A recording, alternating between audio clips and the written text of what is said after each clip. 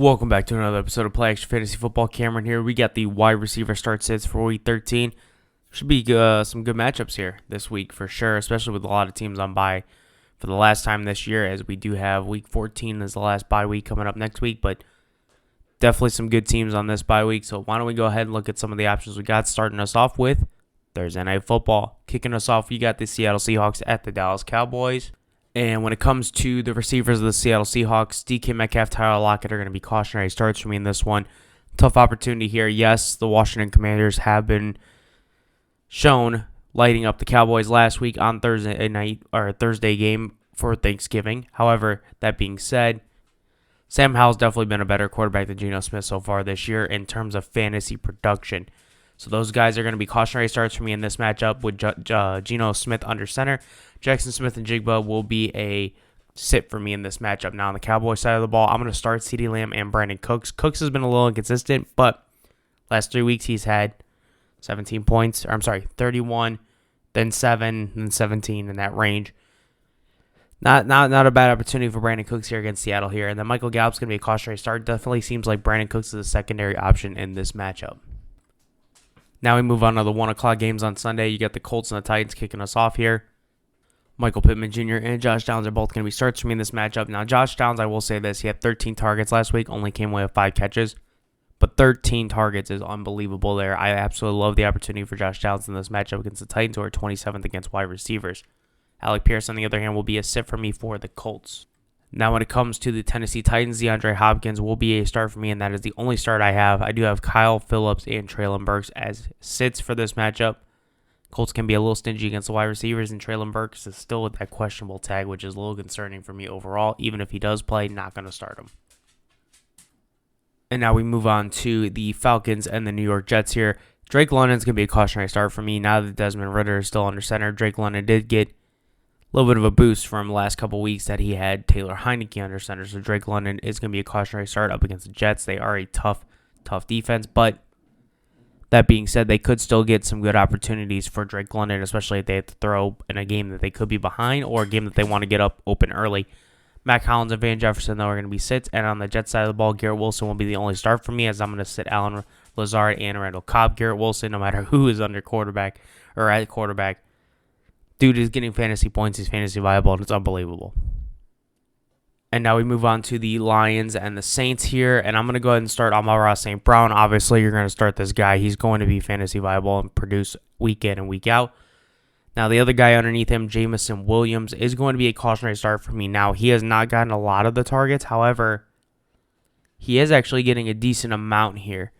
So, Jameson Williams should be able to get a little opportunity, as I do think the Saints are going to try, especially with Lattimore covering Amon-Ra St. Brown. That's definitely going to be an issue that will open up a little bit of opportunities for Jameson Williams. I believe will be the secondary man. Now, Josh Reynolds and Khalif Raymond will be sits for me for the Lions.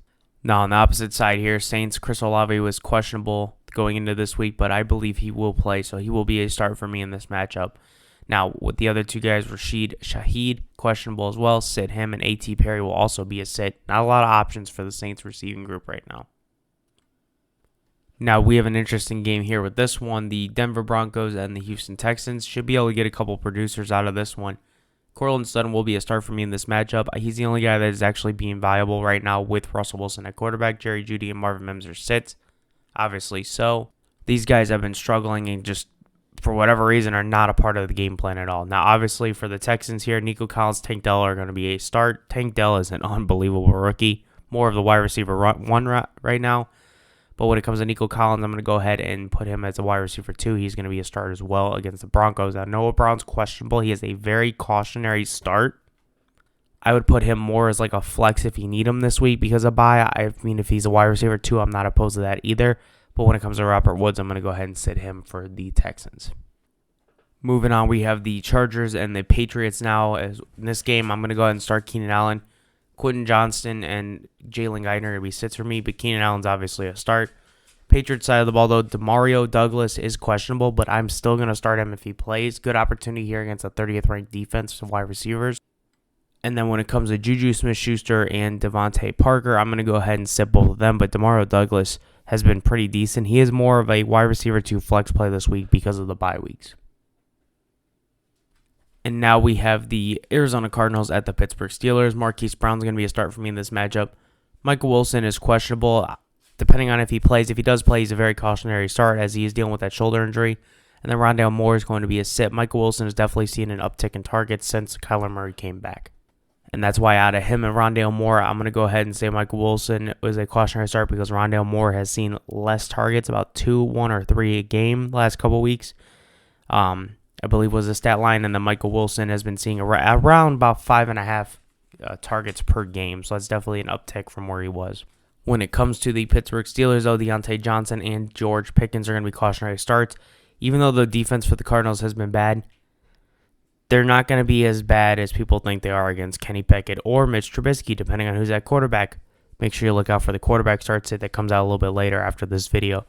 And then Allen Robinson is going to be a sit for me with the Steelers here. Both George Pickens and Deontay Johnson, it's all going to be up in the air on how Kenny Pickett performs. Seems like Deontay Johnson's kind of given up on him for the most part. Now we move on here to the Miami Dolphins and the Washington Commanders. Tyreek Hill and Jalen Waddle are both going to be starts for me in this matchup against a 32-ranked defense against wide receivers and the Washington Commanders. And then when it comes to Cedric Wilson, I'm going to go ahead and sit him in this matchup here. But Tyreek Hill is obvious start here. Jalen Waddle's been more of a cautionary fringe start for me, but he is definitely going to get a start in this matchup. Now on the Commanders side of the ball, this is where it gets a little iffy here. Terry McLaurin, Jahan Dotson, and Curtis Samuel can all be viable options in this game. It's a matter on if you have one of them, just know that you're playing them as a cautionary start. Because one of them is going to explode, one of them is going to have a decent game, and the other one's going to kind of be forgotten. However that turns out, Curtis Samuel had over 100 yards receiving last week against the Cowboys on Thanksgiving. Terry McLaurin had a back seat, and Jahan Dotson was the decent one. That can all change this week. It's a week-to-week basis depending on how they perform, so knowing that, make sure you're cautionary when you start them. Now we move on to Carolina and Tampa Bay here, and Adam Thielen's going to be a start for me in this one against the 31st ranked defense to wide receivers. Jonathan Mingo could have a good opportunity as well here. He's been producing a little bit up and down, but he's getting more consistent targets, and we like that. And then DJ Chark's going to be a sit for me for the Panthers. For Tampa Bay side here, Mike Evans is definitely, like I've said multiple weeks now in a row, that's Baker's guy. He's going to continue to hit him no matter what. So Mike Evans is a start. Chris Godwin's going to be a cautionary start for me in this one. Seeing a little bit more of yardage after those catches now, which is definitely a good thing for Chris Godwin. And then Trey Palmer is going to be a sit for me in this matchup. Now we got the San Francisco 49ers and the Philadelphia Eagles here. This is probably the best game if you have these guys on wide receivers. If you have two of these guys at wide receiver, you're in really good hands here. Brandon Ayuk and Deebo Samuel for the 49ers, I'm going to go ahead and start with them. They're both hit or miss sometimes when one gets a big day and the other one doesn't, but against a 32th ranked defense when it comes to, 30th ranked defense when it comes to points given up to wide receivers, both these guys could definitely produce here, and Jawan Jennings is going to be a sit for me. Same thing with the Eagles side of the ball. A.J. Brown and Devonta Smith are starts, as obviously Devonta Smith is getting more targets now. Dallas Goedert is out, and we definitely see that uptick in volume, and that's definitely a plus. A.J. Brown did get a little bit of a pushback when they played Kansas City a couple weeks ago, but now he's got a good opportunity here after a game against the Bills. So now he gets the 49ers, who are also near the bottom of the pack to get giving up points to receivers, so watch out for that matchup. And then Julio Jones is going to be a sit for me as well. And now we have our last 4 o'clock game here, Browns and the LA Rams. Amari Cooper is a cautionary start depending on who's at quarterback. Obviously, there's a lot of question marks right now with the Browns quarterbacks. Could be DTR, could be Joe Flacco, could be PJ Walker. We won't know until probably either sometime after this video comes out on Thursday or sometime Friday. I mean, who knows right now. But Amari Cooper, depending on who's at quarterback, he's either a cautionary start or a start. If it's a veteran like Flacco, he might be a more beneficial for Amari Cooper. So maybe move Amari Cooper up to a fringe start rather than a cautionary start here if Joe Flacco is the quarterback for the Browns. Elijah Moore and Cedric Tillman should be sits in this matchup. And then on the LA side of the ball, tough defense still, and they should be getting healthier on the secondary this upcoming week for the Browns. Cooper Kupp and Puka Nacua are going to be cautionary starts, as they will be matching up against the likes of Denzel Ward with Grant Delpit in the background and Greg Newsome. 2 great corners and then one great safety over the top as well. Just a hard matchup for these receivers with that, but they're still going to produce. It's just they're not going to give a great amount of points. So just limit your expectations, then Tutu Atwell is going to be a sit. Now we move on to Sunday Night Football, Chiefs, Packers. Rashee Rice is going to be the only start for me on the Chiefs side of the ball. Sky Moore, Justin Watson, and Kadarius Toney, who's questionable, are all going to be sits. Rashee Rice does have a tough opportunity here against the Packers, but knowing that they're going to probably have to throw the ball in Lambeau just to be able to get some yardage here, Rashee Rice has been consistent enough. He's more of a wide receiver 2 play for me this week due to buys. If you do need him at flex, that's even better. But wide receiver 2 is not a bad option for Rashee Rice. Packers side of the ball, though, Christian Watson and Jaden Reed are cautionary starts. Jaden Reed 3 straight weeks with a touchdown, and he's producing around 15 or more points every game. We love that. Christian Watson finally got bounced back here against the Lions on Thursday during Thanksgiving last week, so definitely look for Christian Watson to get a little bit more targets, as Romeo Doubs is kind of tailing off now, it seems like, in this offense. And that's why we have him as a sit here in this game. And then let's finish it with a little Monday night action here. Bengals at the Jaguars here. Jamar Chase is going to be a start for me. He's definitely seemed to be more of the targeted guy. Now that Jake Browning has a week under center for a full week with reps. Now that Joe Burrow's out, so Jamar Chase should continue to get some opportunities here against the Jaguars, who are one of the bottom of the league when it comes to points given up to wide receivers. Now T. Higgins should be coming back here. He is questionable this week. He is expected back. We'll see if he actually does come back. If he does play, cautionary start with him. Tyler Boyd and Trenton Irwin are going to be sits for me for the Bengals. Now, when it comes to the Jaguars side of the ball here, Christian Kirk is still the wide receiver 1 in Jacksonville, whether Calvin Ridley has put up those 2 ridiculous weeks back-to-back.